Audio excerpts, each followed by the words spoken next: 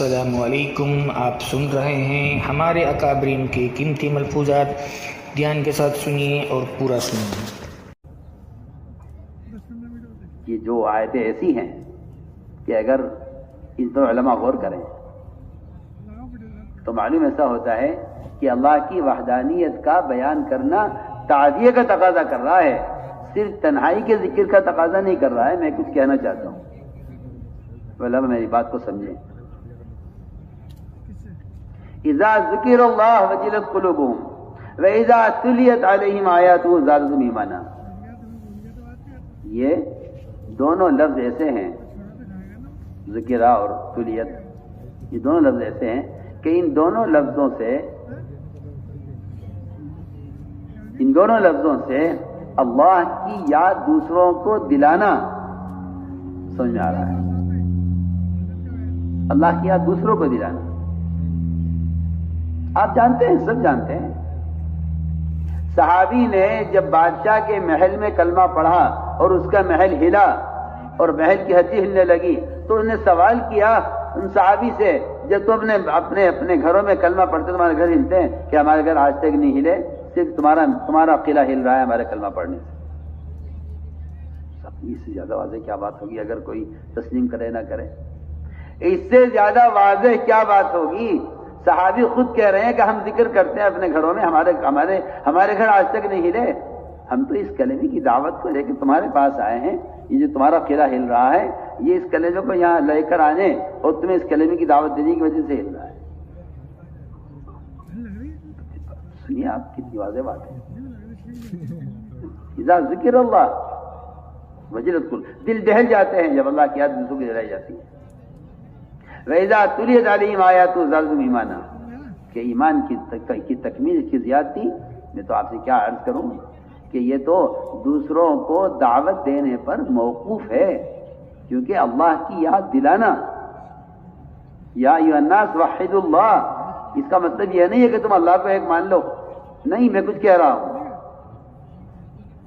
ایمان والوں کو حکم ہے اللہ کی وحدانیت کو بیان کرو۔ اگر وحدانیت کو بیان نہیں کرو گے تو شکلیں تمہارے دلوں میں وہ نقشے بناویں گی کہ آپ ان نقشوں کے ایسے پابند ہو جاؤ گے کہ پھر وہ نقشے تمہارے لیے معبود سے کم نہیں ہوں گے۔ میں صاف تو بحث کر رہا ہوں، جو حکم بھی نقشوں کے مقابلے پر آئے گا، نقشوں کا یقین حکموں کا انکار کرائے گا، نقشوں کا یقین حکموں کا انکار کرائے گا، نقشوں کا یقین حکموں کا انکار کرائے گا، یہاں سے دین مٹنا شروع ہوگا۔ یہ کیا کرے؟ سود کا نقشہ ہے، حکم حرام کا ہے، سیدھی بات ہے۔ قانون اس سنت کے خلاف ہے، چھوڑو، کیا ضرورت ہے؟ سنتی تو ہے، چھوڑ دو، کیا بات ہے؟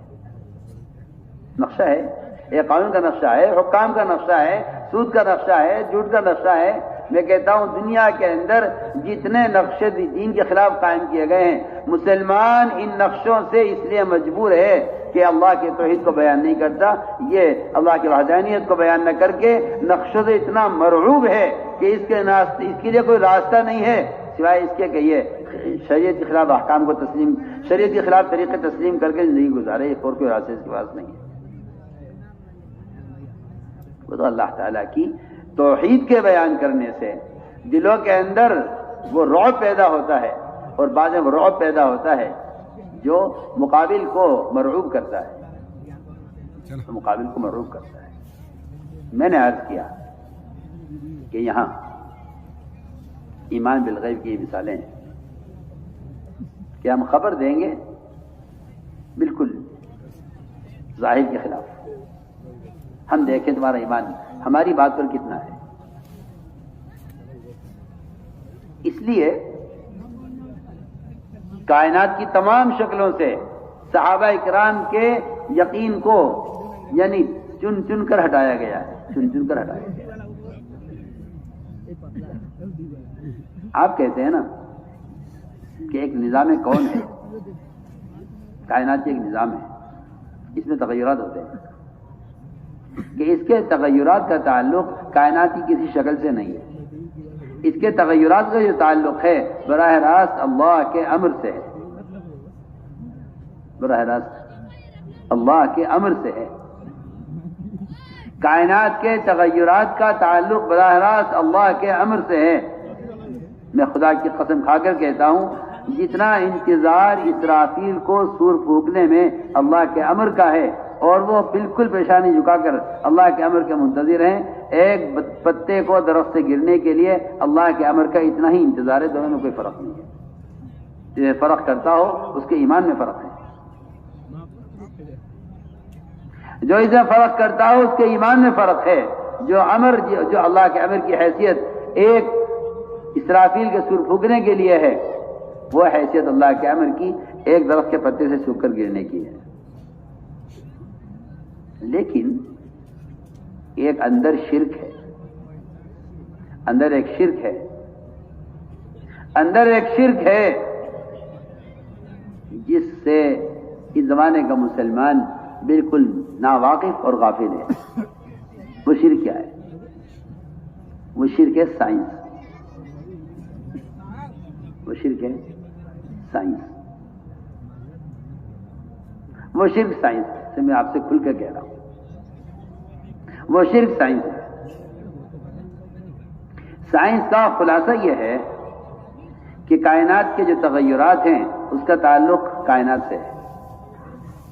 میں بالکل سائنس کا آپ کو خلاصہ بتا رہا ہوں، میں نے پڑھی نہیں ہے، مگر میں اللہ کی قسم کھا کر کہتا ہوں، آپ جتنا چاہے پڑھ لیں، آپ کی آخری منزل یہ ہوگی کہ نظام کائنات کائنات سے چل رہا ہے۔ اسی کو شرک کہتے ہیں اور اسی کو عقیدے کا فساد کہتے ہیں، اسی کو شرک کہتے ہیں۔ سائنس کا خلاصہ یہی ہے کہ نظام کائنات کائنات سے چل رہا ہے، اور یہ سوچ دہریت پیدا کرتی ہے، دہریت پیدا کرتی ہے۔ اس سوچ سے کبھی اللہ کا خیال کسی کو نہیں آتا۔ میں جو کھل کر آپ سے کہنا ہے، اگر روزانہ مسجدوں میں ایمان کے حلقہ لگا کر اللہ کی وحدانیت کو بیان نہیں کرو گے تو میں آپ سے صاف عرض کر رہا ہوں کہ جتنی کائنات کی شکلیں ہیں، لوگ شکلوں کے تغیر کو شکلوں سے جوڑ کر ایک نیا